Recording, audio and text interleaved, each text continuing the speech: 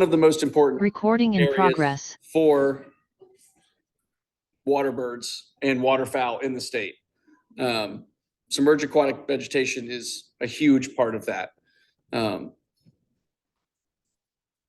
Both here in brackish water, but even more importantly, and I don't know that people totally realize this, unfortunately, there's not great access to the river throughout this section when it comes to bird watching. Many of you have probably been to Dutch Gap. There are some other places to get near the river, but landowners and things in those areas are not as enthusiastic about bird watching. So unfortunately, there's not as many opportunities to get into this area, but the tidal freshwater section of the James River is probably one of the most important waterfowl overwintering areas in the Atlantic coast. And so that is the section where it is still tidal all the way to Richmond, but it is freshwater. And it's because of submerged aquatic vegetation. There's a lot of fields along the James that have a lot of waterfowl in them, and they're roosting on the river. You know, I've been through there on plenty of JRA boats, and I've seen them. I can attest to it. It's just there's not as much access getting in there. Our eagles are going to start to get started at that point. That's a golden eagle. Anyone want to guess where that was? Where I got that one? It's in the watershed. That was not actually Highland. It was Rockingham, and then coming down. Actually right near Middlebrook, right there outside of Stanton. But golden eagles come down in the winter up in the mountains. So a lot of times Highland, Bath, in that section, you can get golden eagles. Waterfowl like teal. Did anyone get on evening grosbeaks when they last came down? James, along the James River. Yeah, a lot of people got them at Shirley Plantation, and some people got them in Richmond at Pony Pasture.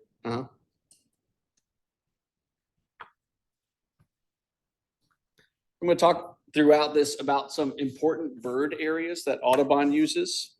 So an area can be designated as an important bird area that's for its unique habitat that it's inside that area, or bird communities and other things. You can find these on the Audubon website.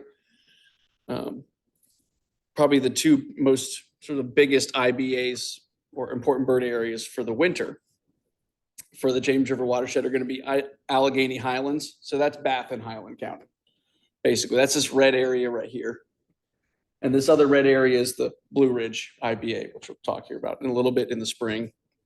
And then over here, this is that tidal freshwater section of the James River, is the lower James River IBA. So all the way from basically going on towards a little bit above the Chickahominy, Weyanoke Peninsula, coming on around Sturgeon Point, VCU's Rice River Center is there. Appomattox comes into Hopewell. All that area is absolutely chock-a-block in the wintertime. That's where, who had it? It was, I guess it was Ellison Orcutt, and somebody else was Virginia's first pink-footed goose was in there. Fortunately, I don't think a lot of people got on that one. But it was with the thousands and thousands of waterfowl that winter in here. There's so many great little sites in this area. We have some partners from Upper Brandon Plantation, which is on the South Bank. They have like 500 tundra swans every winter in their fields. I never knew that until we started dealing with them with shoreline erosion and some stuff like that. We went out there for a site visit, or Ryan went out there and he's like, James, I'm driving out here, and I think I'm the only one freaking out about how many tundra swans there are out here right now. Yeah. So is anyone taking the drive up to Highland all the way up there? It is worth it. I know Alan Larner used to run a field trip. He's from Stanton, and he was a good resource for folks who don't go to that area or not from that area to hit a lot of good birding sites up there. Another reason you might go up to up there is if anyone has gone after mourning warbler or red crossbill. That's up there as well. Briary Branch is a little bit north of Highland, but it's up there. What else? Alder flycatcher would be another species to go up there for. Golden wing warbler. Yep. Golden wing warbler as well. Mhm. So Dutch Gap, Hog Island is, if you haven't been, Hog Island can be extremely good. Jamestown Island. I know a lot of Nancy and some other folks. I really enjoy going to the Glass House in spring. If you go out to Black Point on Jamestown Island on the Loop Drive in the winter, it's been hit or miss the last couple of years. There's usually a pretty big raft of bluebills, so things like scaup and ruddy ducks, and sometimes you can get canvasbacks and some other things in there. So if you take the Loop Drive on Jamestown Island, you can get out to Black Point and walk out. And right there that's kind of where what we call the thoroughfare that forms the back part of Jamestown Island comes in right there. I've had tundra swan, and there's usually a good flock of bluebills there. That's a good place to try to see them from. You can get them from the right near the farm on the Parkway as well, over there.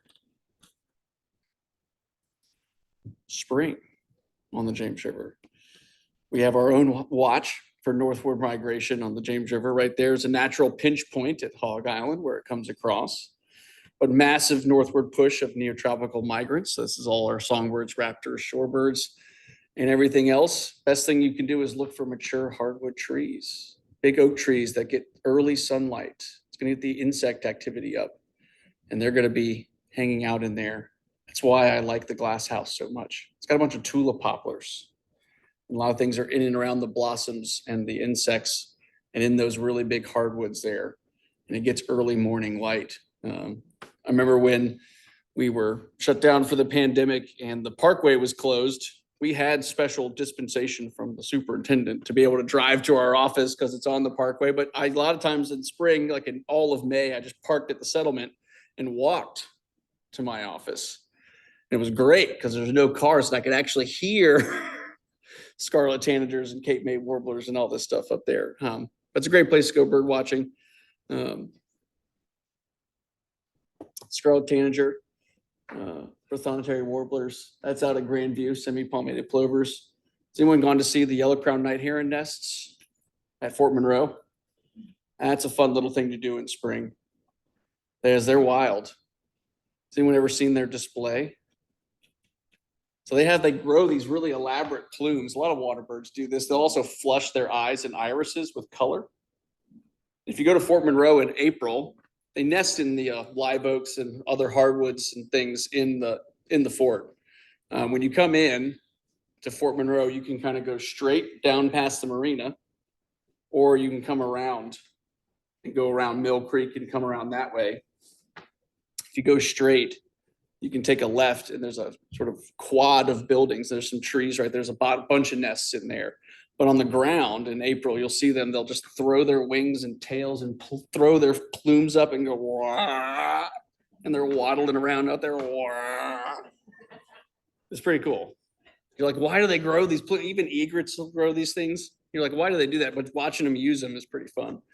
That's down in Fort Monroe. The whole bunch of them nest over in Ghent and poop on cars, and everyone gets mad and they can't do anything about it. Even if you knock the nest down, it's really only about 50 poorly placed sticks anyway, so they just rebuild it. They build useless nests, like mourning doves. Have you ever seen a mourning dove nest? Think that, but bigger. They're really bad. They get knocked down really easily. There really is only one choice, though, when it comes to spring bird watching in the James River watershed. And Nancy ran into my buddy Ryan and his dad there this spring. Has anyone been to Warbler Road before? Yeah, that is stone cold the James River watershed. You start up on the Blue Ridge and drop to the river in Arcadia.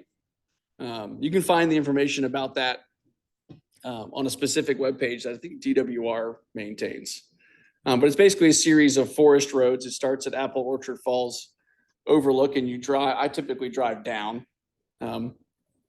You drive down off the top and drop through different elevation gradients. And there's different species of warblers in the spring that you can find at each elevation, all the way down at the creek that feeds into the James River there. So down at the bottom would be things like black and white warblers and your prothontaries and some things like that down there.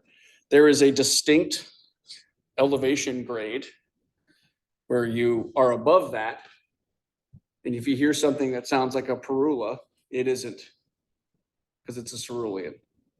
This place is chock-a-block full of ceruleans. If you have not seen a cerulean, go to Warbler Road.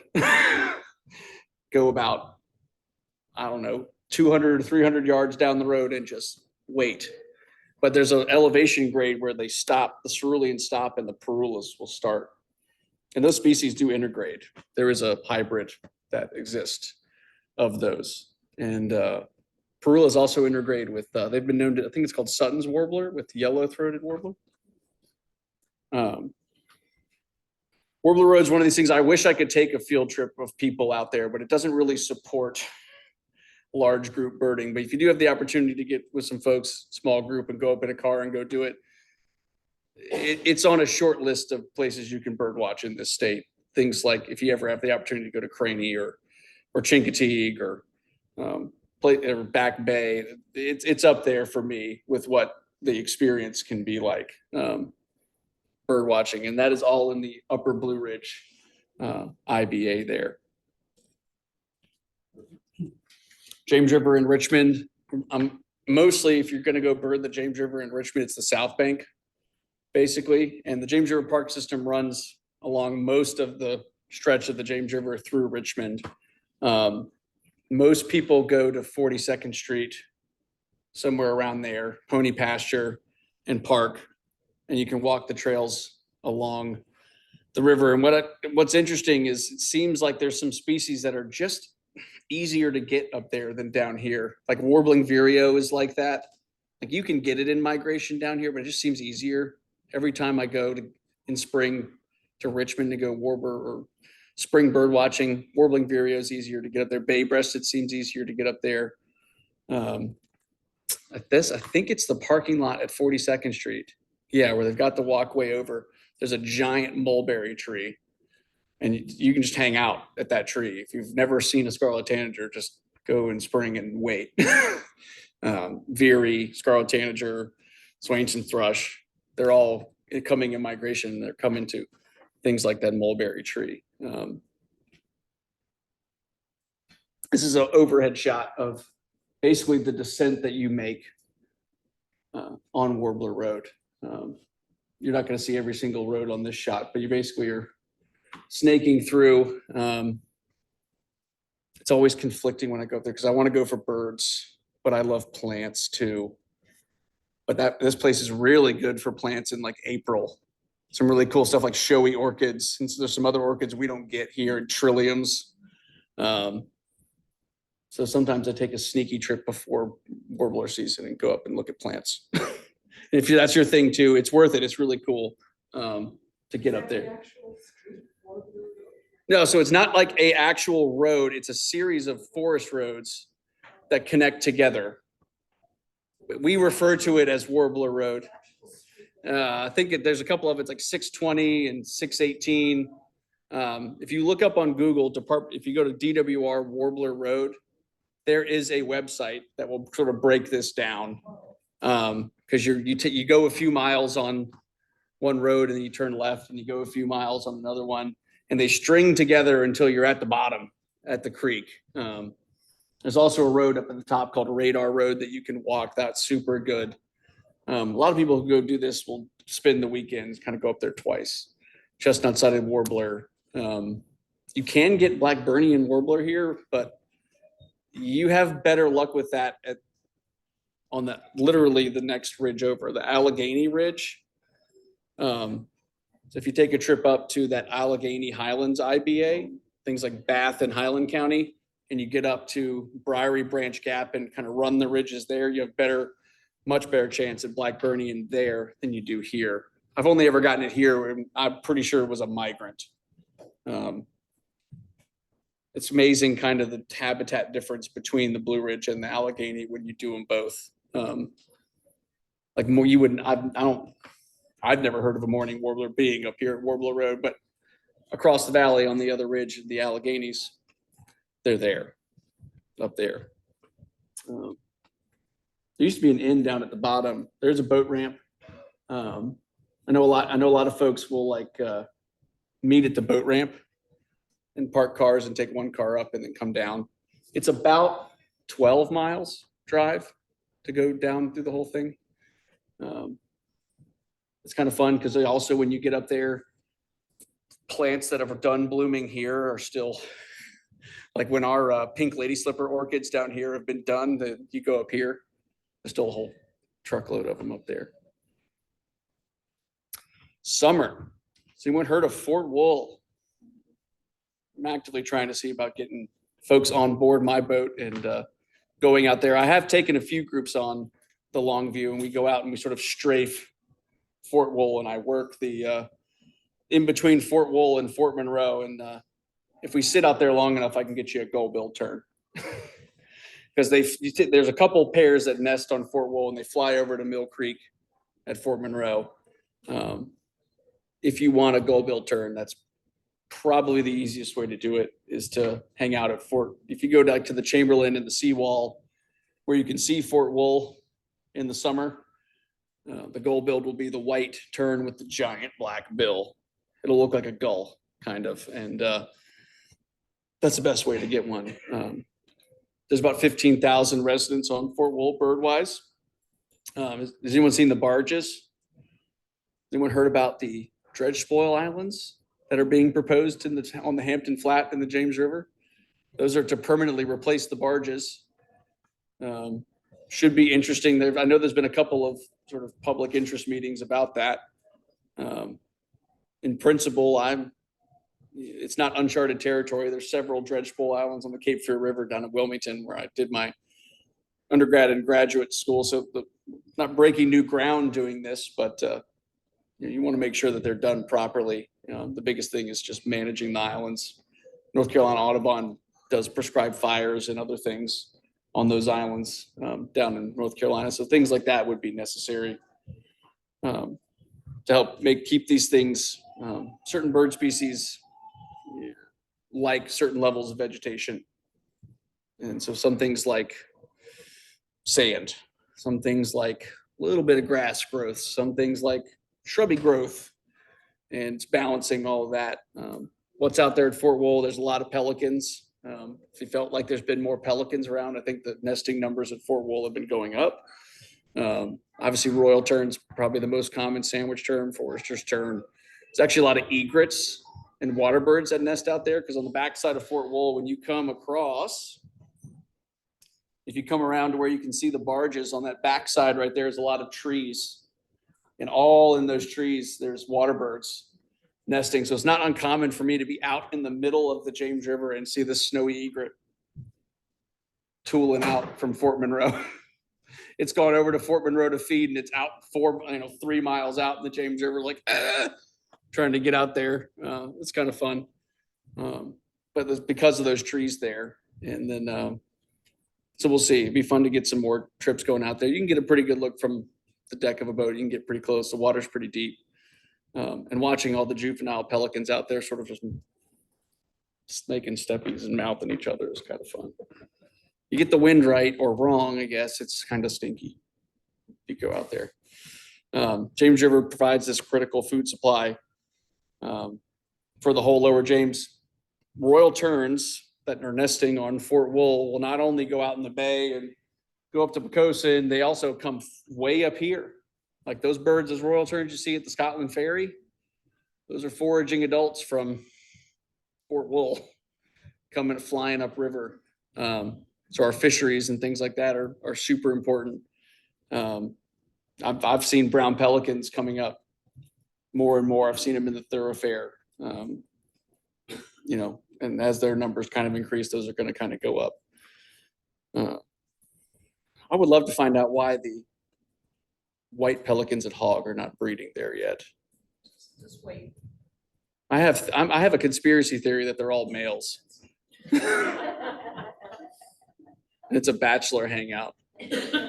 That's my conspiracy theory. But that's a good reason to go out to Hogg, is to see white pelicans and the odd spoonbill. They get the water levels just right. It's good for shorebirds.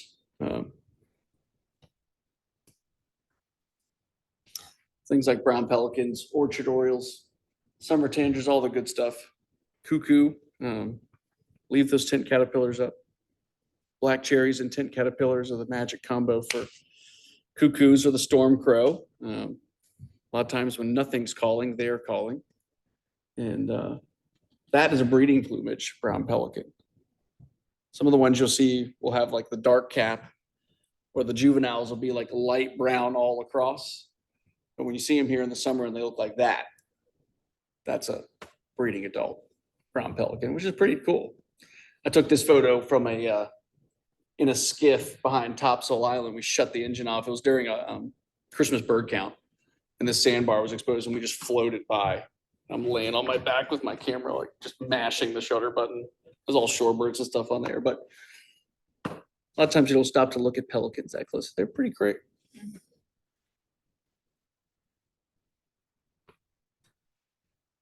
One of the newer important bird areas that was designated is called Central Piedmont in and around Charlottesville.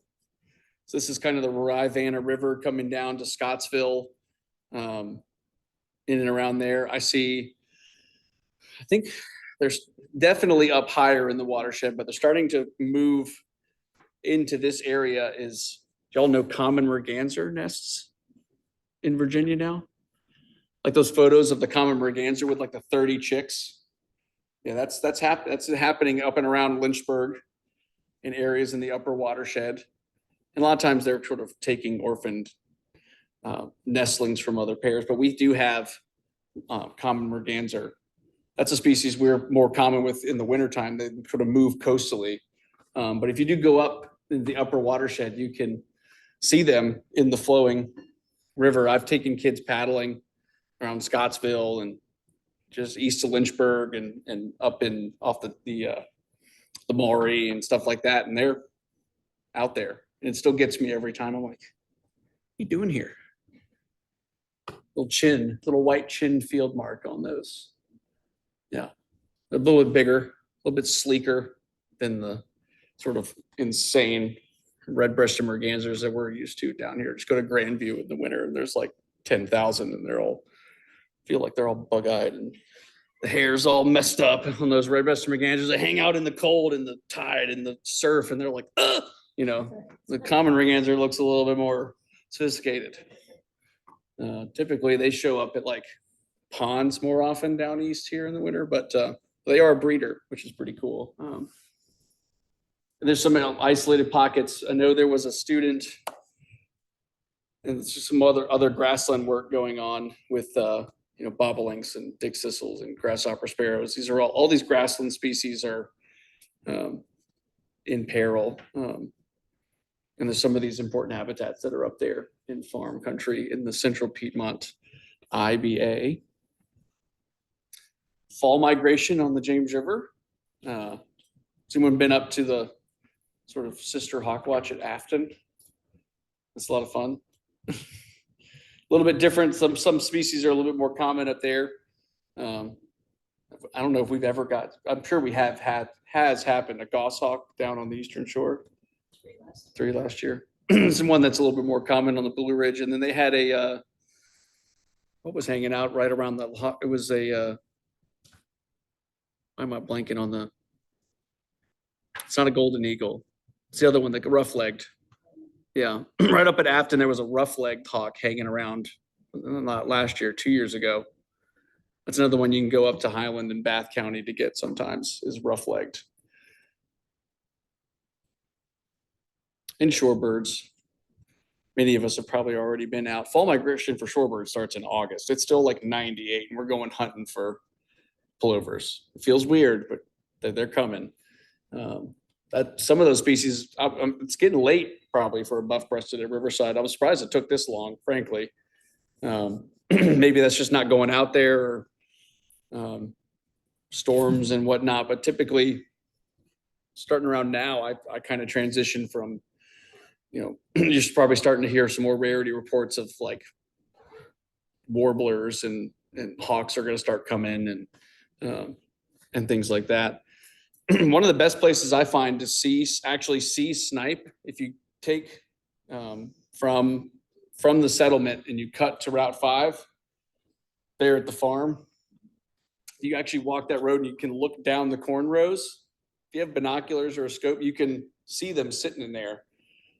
Just look carefully down the rows of corn, and if it's wet in there, there's a lot of snipe in there. So that's kind of a hard bird to see. It's one of the easier places that you can kind of see those.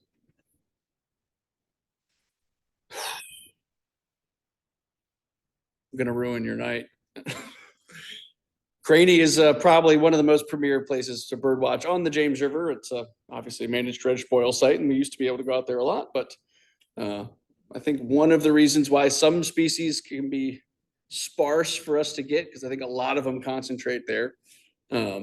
Things like stilts and avocets, you can get them at hog, but it seems like we're getting the dregs, we're getting the leftovers that aren't at Craney when they show up at places like Hog Island and things like that. But that sticks out into the river. Hoffler Creek in Portsmouth is in the watershed. They sometimes get rarities, will sometimes be at Craney, and they'll pop over to Hoffler. It's pretty famous now for a Eurasian widgeon in the wintertime. So we have the American widgeon, which is with its green, and then you have the Eurasian is really, really spectacular with the maroon head and the sort of cream shield. And you can get to Hoffler Creek over there in Portsmouth. There's usually what I like to call a widgeon pile. They're all just sort of meandering about, and they'll all look the same, except for that little maroon guy with his cream shield forehead right there. And it can get pretty good views there of a rarity. And there's a lot of good waterfowl there in general, but it seems to be a good spot for Eurasian widgeon. So a little bit about futures of birds. So overwhelmingly, it's birds coming up. South to north is what we're seeing, not just in Virginia, but North Carolina, South Carolina, Georgia, a lot of these places. Our recent species moving into Virginia have really been since 1950. Some of that's with changing in land use, agricultural practice, forestation, things like that. So I mentioned painted bunting and hinga. Trumpeter swan is not in our watershed, but y'all know trumpeter swan breed in Virginia? Way up in Loudon, up by Sky Meadow. Yeah, they're back in the state. They haven't been here for 100+ years, but they are breeding way up in Northern Virginia. So outside shot, but it's worth checking any trumpeter, any tundra swan flocks for a slightly taller, elongate, bigger swan, trumpeter swan. There's been one with a pterygial tag. It's called a wing tag. A lot of big birds will get a tag like that on the wing, like condors.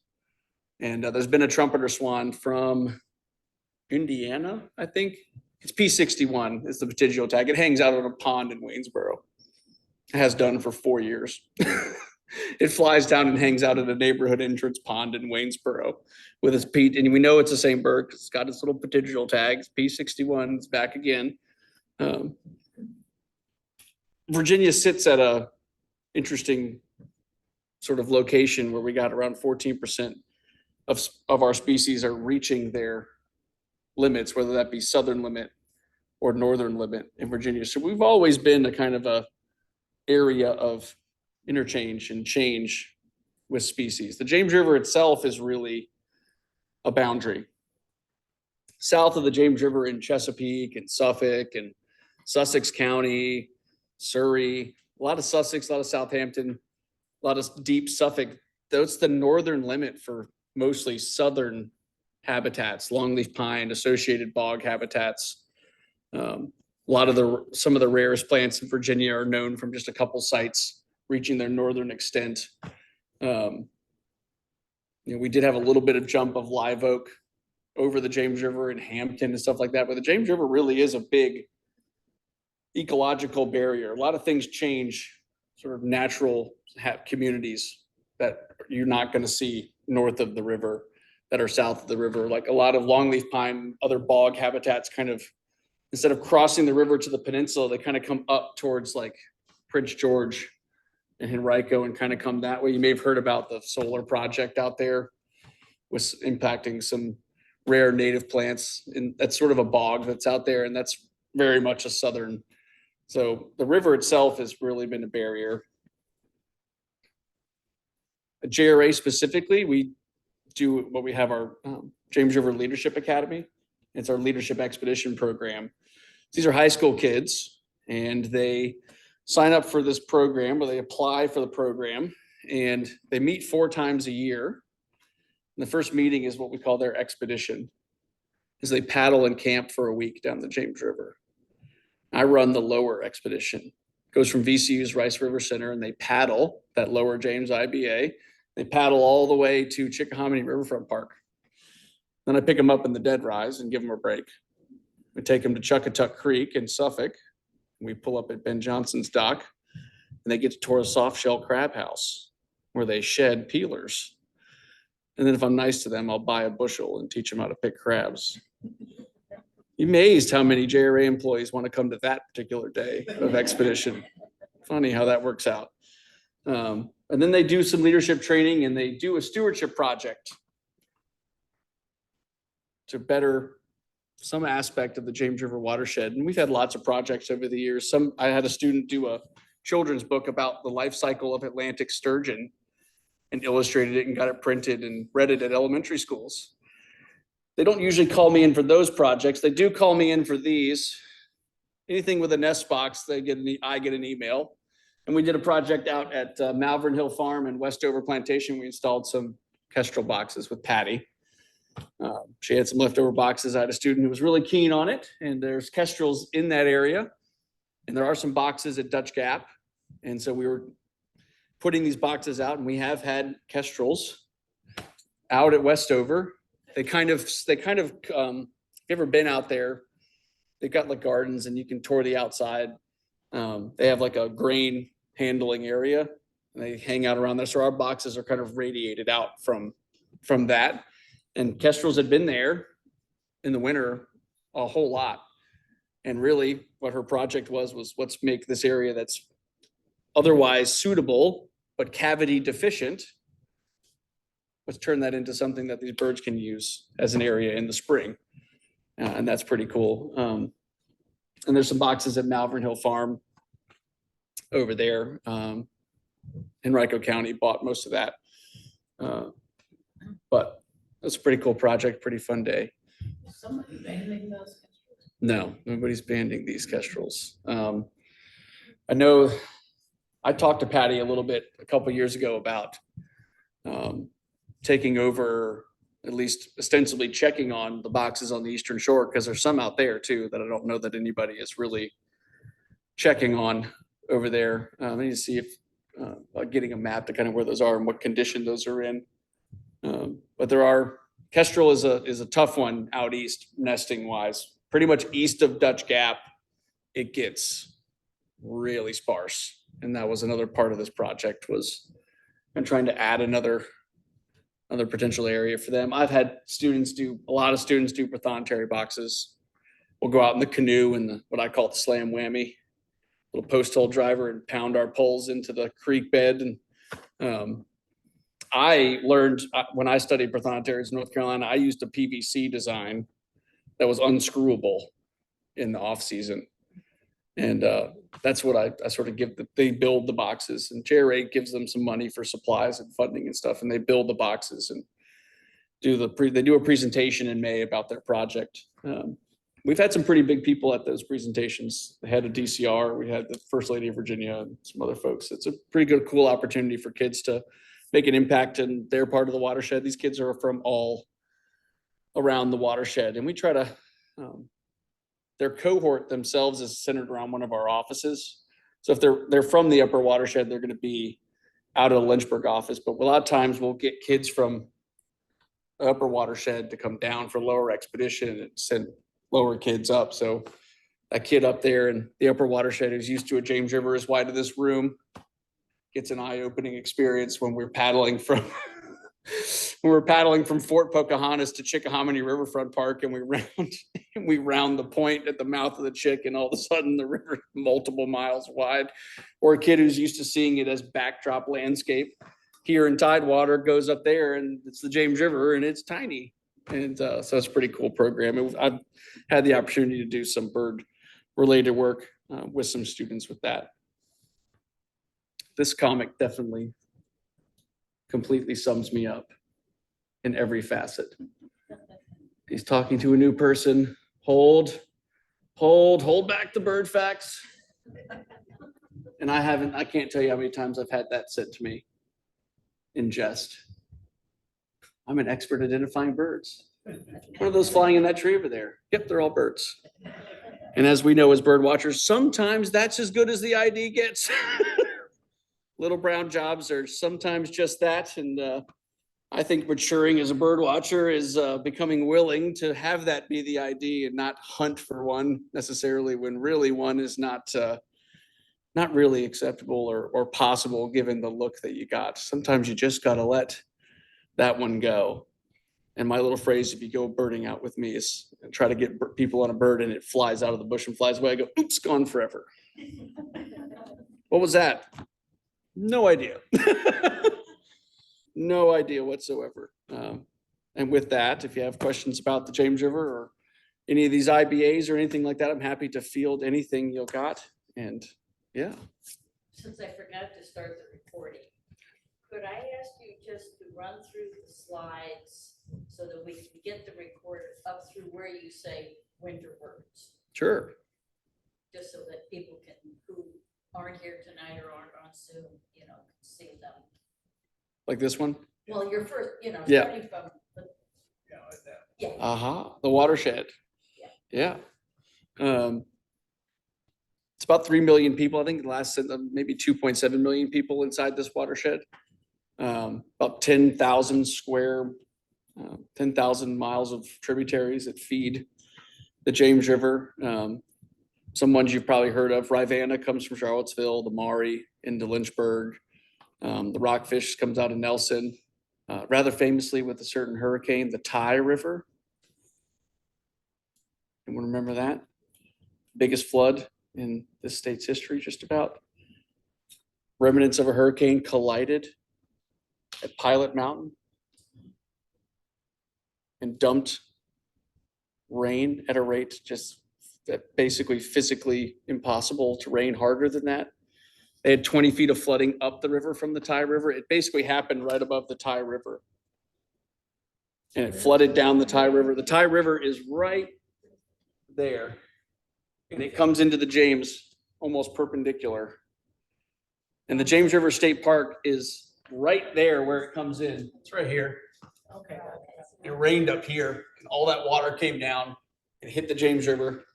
And they had 20 foot of flooding up. It took out every bridge. And that's why the flood wall in Richmond is as high as it is that one flood right there. But yeah, it always gets me that you can be back in our watershed. I did it one time, and there's a species of hummingbird. I can't remember which one it is from the record that's in Virginia. It's a total vagrant. And when I was going through this presentation, I was looking for stuff in the watershed, and I found that record, and it was from way out over there. And I actually had to zoom in really close because it was so close to being in the watershed. One of those little fingers. It was like in between the fingers at somebody's house. I was like, dang it. So close. But yeah, it's vast. We have a ton of water. It's one of the reasons we flush so well down here. We push so much more water. A lot of people think of our 4 big rivers as being the same, and the York and the Rappahannock are tiny compared to the James and the Potomac. We're consistently the highest rated tributary to the Bay, just so y'all know. We're winning. Yeah. Yeah.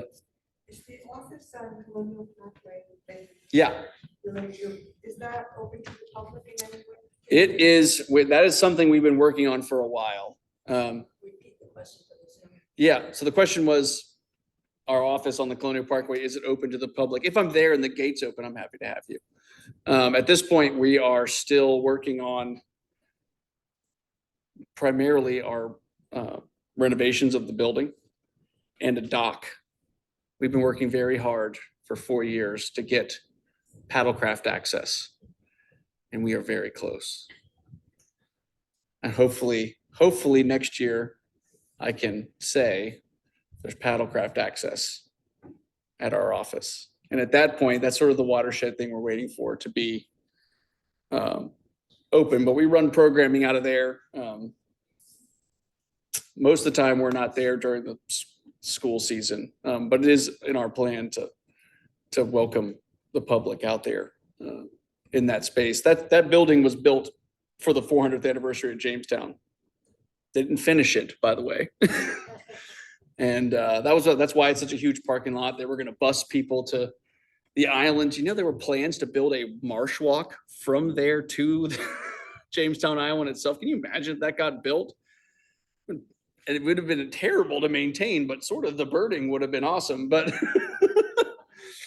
and so we're trying to renovate that space to suit kind of our education needs and have it not be a visitor center, basically. So we're working on that. And so as soon as Park Service signs off on our launching, that stuff can move forward. But the Richmond River Center that is getting built will definitely be open to the public. It's going to be a really awesome facility right there at Great Shiplock Park. They are flying through construction right now. And that's going to be a really great facility. If you're ever up there, you can't miss us. We're way up. We're a big elevated building right there on the river. If you take Route 5 up to Richmond, you'll drive right by it in there at Shockoe Bottom and all that stuff. And we're going to be christening our Lynchburg River Center this November. And they have done paddle rentals and other things out of there in the past, if you're ever up in that part of the state. And we have 2 people in Scottsville. If you've never been to Scottsville, it's a pretty cool town. Right here, right south of Charlottesville, right in the horseshoe and the James River. It's a big, tight horseshoe bend. Go to James River Runners, rent a tube, have them drive you up and float down. It's pretty fun. You might see a common merganser. I have. So the updated number is 492. What are those species? That's going to be, what got added since then? Heermans might have been added since then. That might have been one of them. I'm trying to think of first state records. White wagtail. White winged tern. Yep. The wheat tear might have had a record before. I think that was a second. That was out of Kipta State Park. Flamingo. It's not been updated since Flamingo, that's for sure. But yeah, the watershed's huge. And so 66% of these species have been recorded in the watershed just because it's so big. We have so many different habitats. And the thing that really gets me is the change in our breeding of Virginia.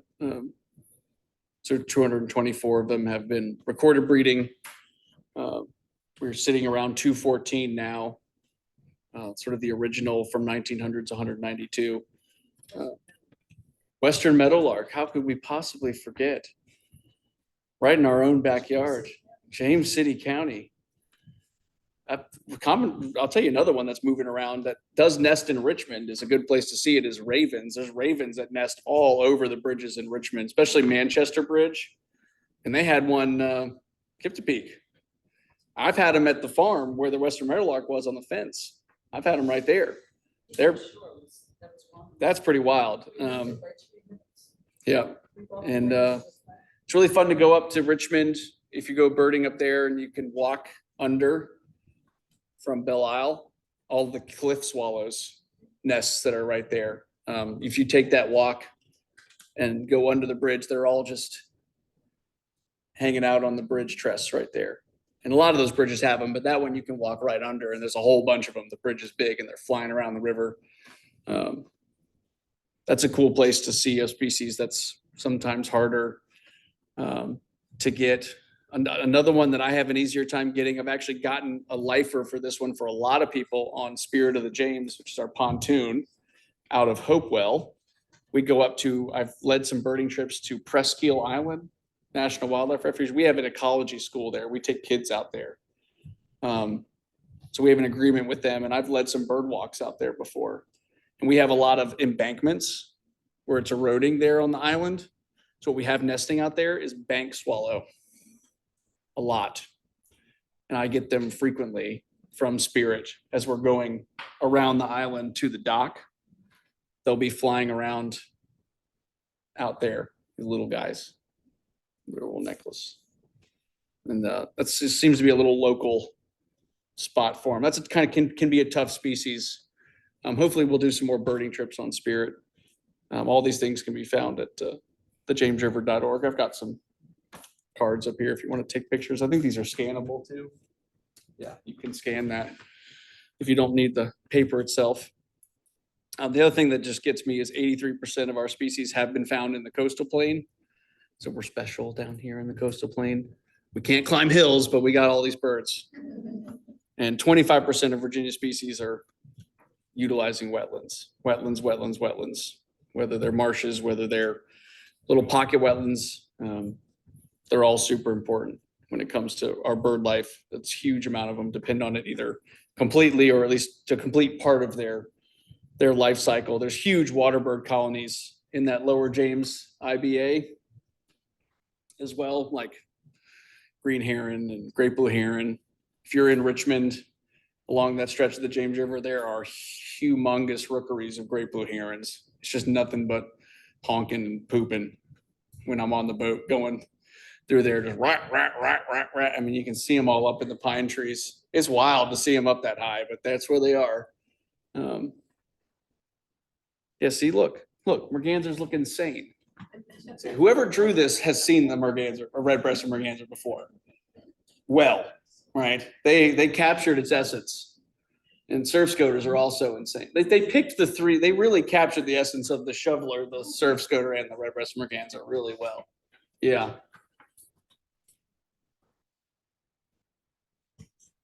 I'll show these winter IBAs. So in this section too, this lower James, like when you hear Center for Conservation Biology talking about eagles and all that kind of stuff, they fly this section. This section of the river is what we call an ecological source for eagles. As I'm sure many of you have probably read with some of their reports, there are basically no open territories in this section for eagles. So all these chicks that are being born out of here are forced to immigrate.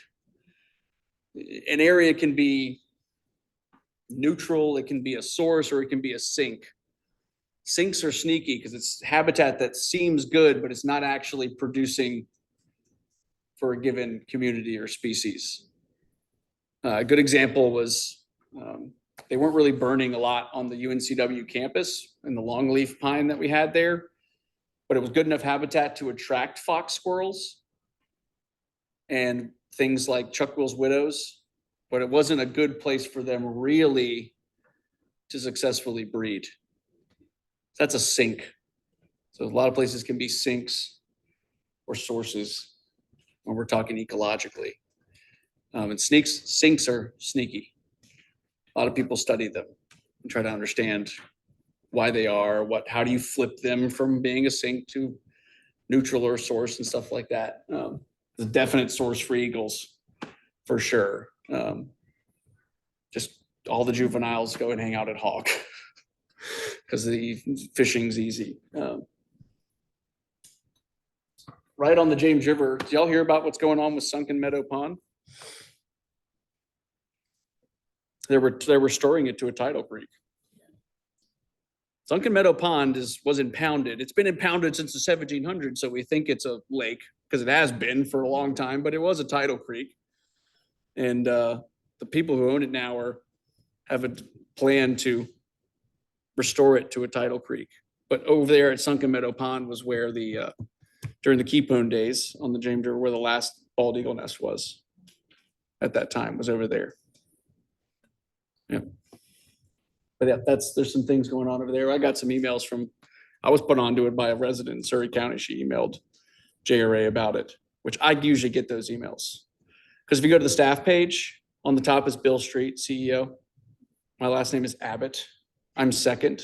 So anyone's got an inquiry, they get to the staff page like, well, I'm not going to email the CEO, but there's the next guy. So I get all kinds of wild stuff in my inbox. I'm like, let me direct you to the actual person who can help you. because it is not me. I just happen to be second.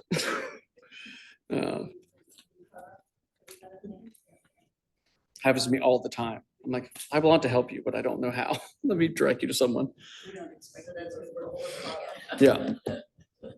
Yeah. You had your hand up over here. Yeah, I'm curious how successful those Kestrel boxes have been at Westover. It's been a little hit or a miss. A couple of them had to be straightened up. So the Kestrel boxes at Westover, as far as success goes, I had one of them where one of the posts really warped and I had to go out there and kind of straighten some things up. I think we've had a lot of starling.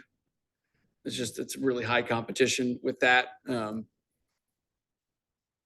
I think it's going to be, it's not a huge area, unfortunately, as well as we really, Patty and the other Kestrel folks really wanted to be able to put some more boxes in there.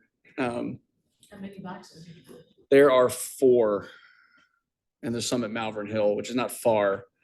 We talked about the church that's Westover Parish that's next to it and trying to explore like, well, if we could get some over here with these, that would kind of get us to a more critical number. But that didn't really materialize. So I think it's going to be, I don't know if it's going to be annual, but I think it certainly improved that area. If you drive up Route 5 in the winter and into the spring, there are kestrels there, and simply there's just no cavities anyway. So anything we did was going to be a positive out there. It's the same way on the shore, you drive up and down. All winter long and fall, there's kestrel. Yards, there's a kestrel sitting Yeah. on the wire.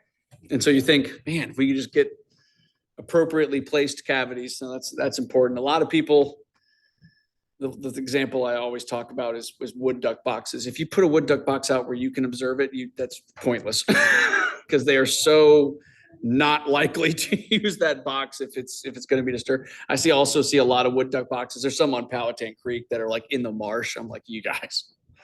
There was a family of kestrels on the seaside this year. Hmm.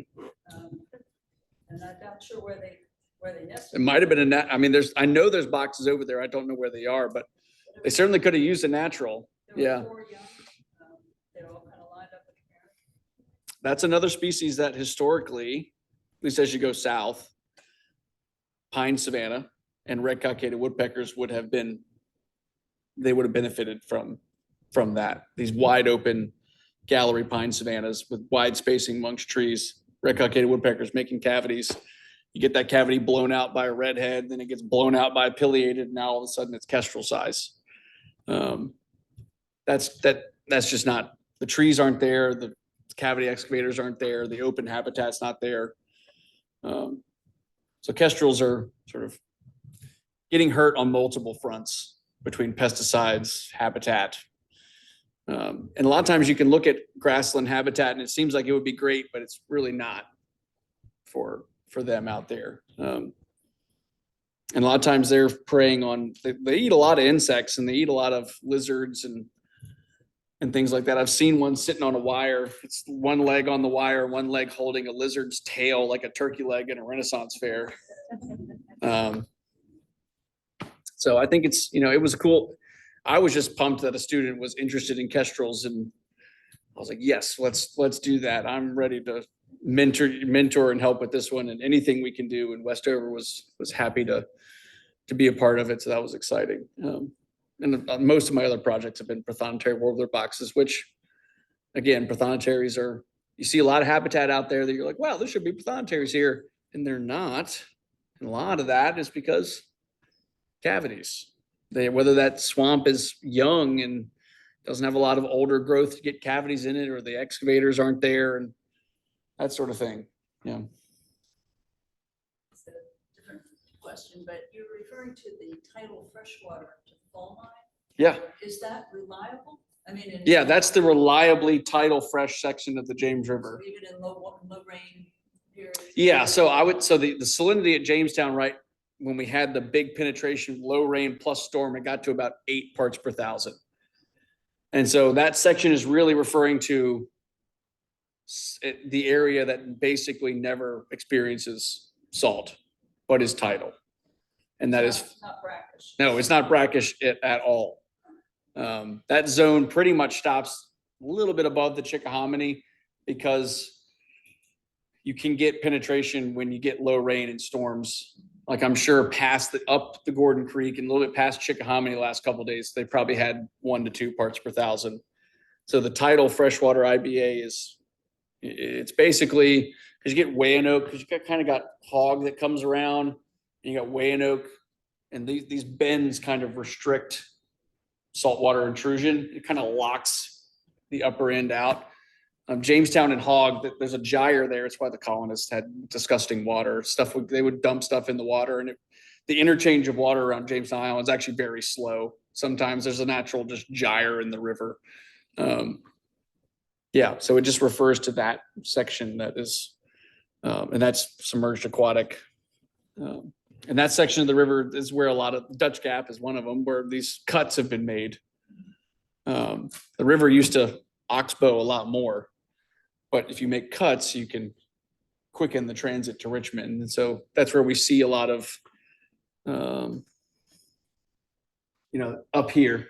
You see these oxbows, like that first one is Presqu'île Island, and there's a cut right on the bottom of it. That used to be a peninsula, right? And then it comes back around, and then the next one is there. And then the third one up is Dutch Gap. So the river has been straightened quite a bit. And so that section really would have been much more freshwater marshed back in the day. And sediment would have built up and the river would have moved around. And it's still great for waterfowl, but I bet you it was way better. Especially for our puddle ducks and things like that. But it being fresh with the submerged aquatic vegetation is the big key. And I would love to find a way to get some more access to it birding. Ellison, I know, so he takes the Richmond Audubon folks out to Curl's Neck. It's not Bermuda 100. I was thinking Bermuda 100, but it's Curl's Neck. And yeah, if you ever get the chance to go to Curl's Neck in the winter, do it because the place is absolutely full of geese and swans and ducks. They come off the river and come hang out at Curl's Neck, around Turkey Island, anywhere right through there. Yeah, it's pretty impressive. There's more birds up there than we think. Coastally, it gets a lot more attention for ducks mostly, but there's a significant percentages of our overwintering waterfowl are relying on the health of the river through that section. Yep. Questions, anybody?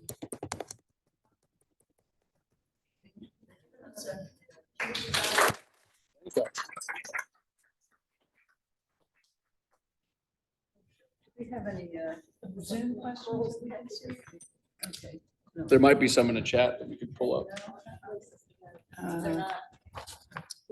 Not yet. Okay. Thank you Thank so you. much. Thank you. Thank you so much. It was great. Want to stop screen sharing here. If anybody wants one of these, or you can scan it with your phone for my email. This number might be, you can call that number, but I'm never in the office, so. All right. Well, James, that was amazing. Thank you so much. I learned a tremendous amount that I had no idea about. And I have a lot of places I want to go birding. Sign us up. Yeah, it's a big watershed, going out to Highland. This one's just outside the watershed, but you can come back into the watershed from it. They would have been out to Briary Branch Gap. Yeah. Mhm. You go up there, you get on the ridge. That's where the morning warblers are. You get up on the ridge and turn south. If you're going to talk, You can go down. come to where these guys can hear you. You ever go to Briary Branch Gap to see red crossbills? You can come down the ridge and go to the morning warblers and get back in the watershed there because it's right on the boundary. Right. But yeah, if you've never been out to the Alleghenies, it's so different than the Blue Ridge, species wise and habitat, and it's a little bit of a scary drive to get up to Briary. It's a narrow mountain road as you go up, but it's worth it. Put their blackbirdie and warblers along the way. Yes, all Yeah. kinds of black. Yeah. Took my friend Carson from the coastal plain of North Carolina to up there to get his blackbirdie warbler, and he saw it like super well. but his brain short circuited. He's like, James, what am I looking at? I'm like, you know what you're looking at, man. He's like, We can't get James to come I over don't know. here. I don't know what I'm, If you're because gonna- it was so stone cold clear, Black Bernie and like dry twig, no leaf, like magic shot. And he's just like, James, what am I looking at? And I'm like, dude, you're a good birder. Like, you know what you're looking at. Your brain's just misfiring. Black Bernie and warblers will do that to you. I think James would probably still be here at 10 o'clock if we let him, but anyway, thank you so much. You're a wealth of knowledge and a lot of fun to bird with. I've run into James and Ryan, pretty much the two of them together, and a lot of fun. Ryan and I met in, Ryan's our living shoreline.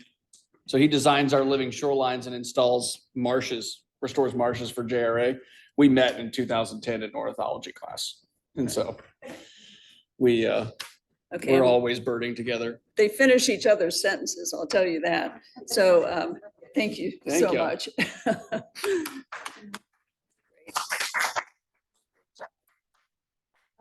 Just a couple of quick announcements. Let's see, our upcoming next event is Bird Walk this Saturday. I know you've all seen the weather reports. Scott, you know Scott, he's very game, and he said he will be there.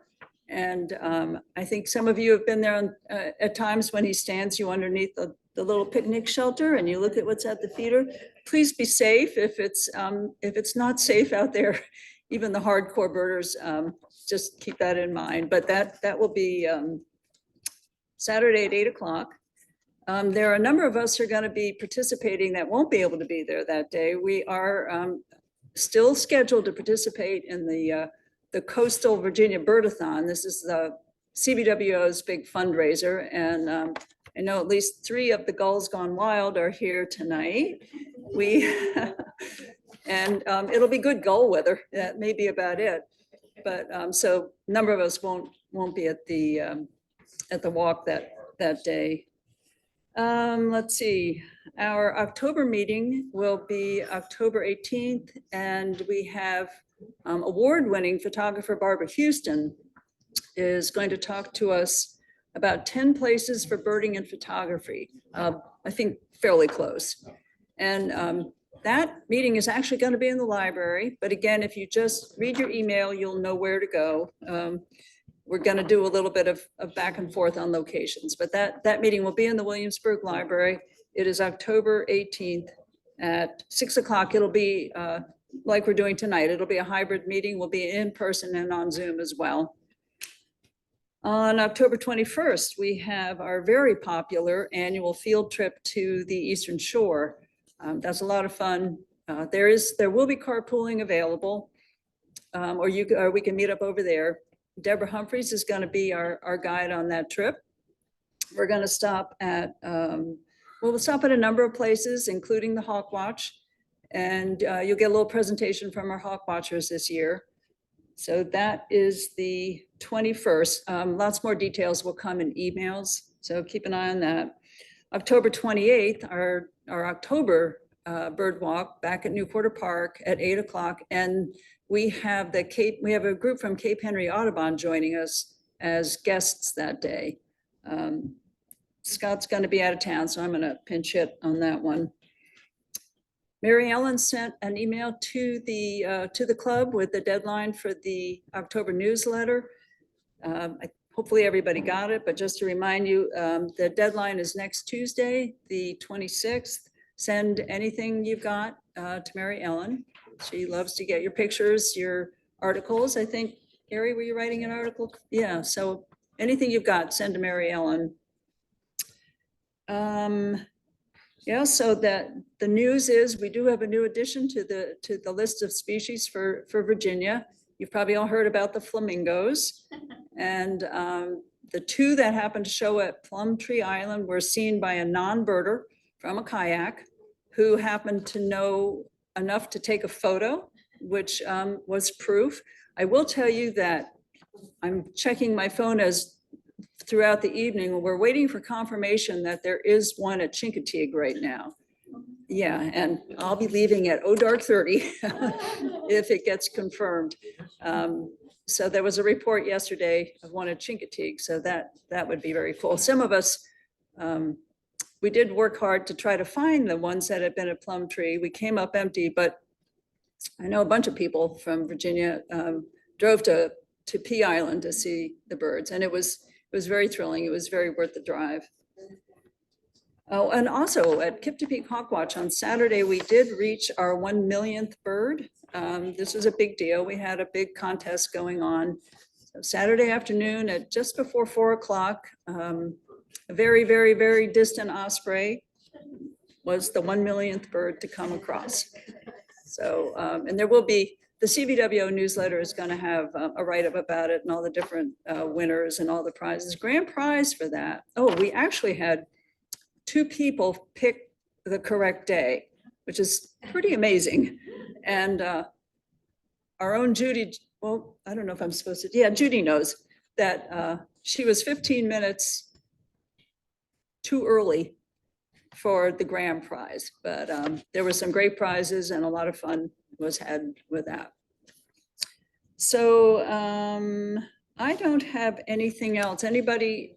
There's a Zoom question. Okay. Somebody wants to know if you have to be a member to participate in the field trip to these, for sure. You don't have to be a member, but you do have to sign up. So you do need to be in contact with a member or with George. You want to be a member? What? Exactly. Join. Join, yeah. I mean, we're the best deal in town. I tell people that all the time. We're a lot of fun and we have all these great meetings and we have bird walks and we have field trips and we have a beautiful newsletter. So yes, if anybody, there's the answer. If somebody wants, I mean, yes, the real answer is you may come, you do have to sign up. So you have to be in touch with somebody. But go to williamsburgbirdclub.org on the website. It's easy to do. You can join, become a member just with a touch of a button. So It's half price. half price until till the end of the year, Till the I end of the think. year. Yeah, so it's a particular deal right now. Cheap. Cheap, cheap, cheap. And somebody else thanked us for putting the program on Zoom. Oh, yes. Well, we're happy to keep the program on Zoom. For better, for worse, I think Zoom is become part of the world. As much as we'd like to all be together all the time, we are happy to accommodate folks that don't want to come out, particularly, you know, when it gets cold and it gets dark. And if we do have an uptick of health issues, Zoom is a good way to, I mean, we're meeting one way or the other. So we're happy to meet, you know, looking at the screen or happen to meet face to face. We can all stay in touch and hopefully we'll all run into one another out birding so we can see each other face to face. And with that, I have nothing else. Anybody, do I have board members? Anybody? No? Okay, well, thanks to everybody for either coming out or tuning in. And thanks again to James for a fabulous program. Learned a lot. And with that, I hope to see you out and about. We'll see you out birding. Oh, anything else? No? Okay. A few chats that I want to show you afterwards. Oh, okay. Well, thanks, everybody. Hope to see you out and about.